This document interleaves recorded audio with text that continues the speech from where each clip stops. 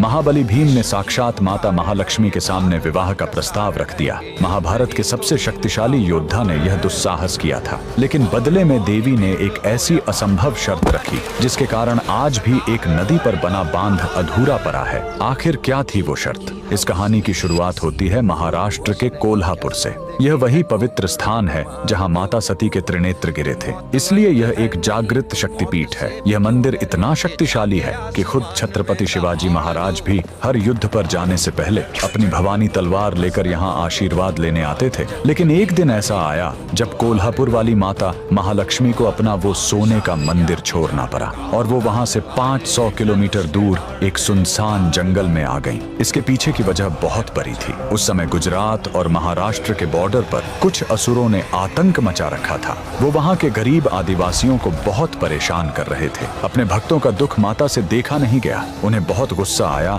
और वो उन असुरों को खत्म करने के लिए कोल्हापुर से निकल पड़ी। असुरों को खदेड़ते हुए और उनका अंत करते हुए देवी दहानू के जंगलों तक आ पहुंची। शाम हो चुकी थी तो देवी ने सोचा कि आज की रात इसी पहाड़ पर रुक जाती हूँ, लेकिन उन्हें अंदाजा नहीं था कि उस रात वहाँ क्या होने वाला है। उसी जंगल में पांडव अपना वनवास काट रहे थे। घूमते घूमते महाबली भीम उसी पहाड़ पर आ गए। वहां उन्होंने देवी को देखा। उस समय देवी एक साधारण लेकिन बहुत सुंदर स्त्री के रूप में थी। भीम उन्हें पहचान नहीं पाए और उन पर मोहित हो गए। भीम ने बिना देर किए देवी के सामने शादी का प्रस्ताव रख दिया। देवी मन ही मन मुस्कुराईं। वो जानती थीं कि भीम एक इंसान है और वो एक देवी, इसलिए यह शादी नहीं हो सकती। लेकिन तभी उन्हें याद आया कि पास के गांव में पानी की बहुत कमी है। देवी ने एक तरकीब निकाली। उन्होंने भीम से कहा कि मैं तुमसे शादी करूंगी, लेकिन मेरी एक शर्त है। तुम्हें सूरज निकलने से पहले इसी नदी पर एक बड़ा बांध बनाना होगा ताकि गांव वालों को पानी मिल सके।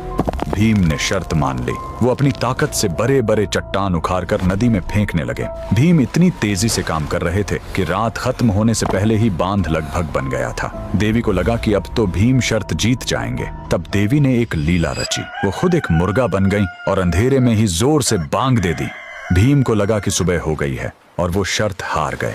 गुस्से में उन्होंने हाथ में उठाया हुआ आखिरी पत्थर वहीं पटक दिया और वहां से चले गए। वो अधूरा बांध आज भी वहां मौजूद है, जिसे भीम बांध कहा जाता है। और माता महालक्ष्मी अपने भक्तों की रक्षा के लिए हमेशा के लिए उसी पहाड़ पर एक पत्थर के रूप में बस गईं। कमेंट में लिखें, जय मां महालक्ष्मी।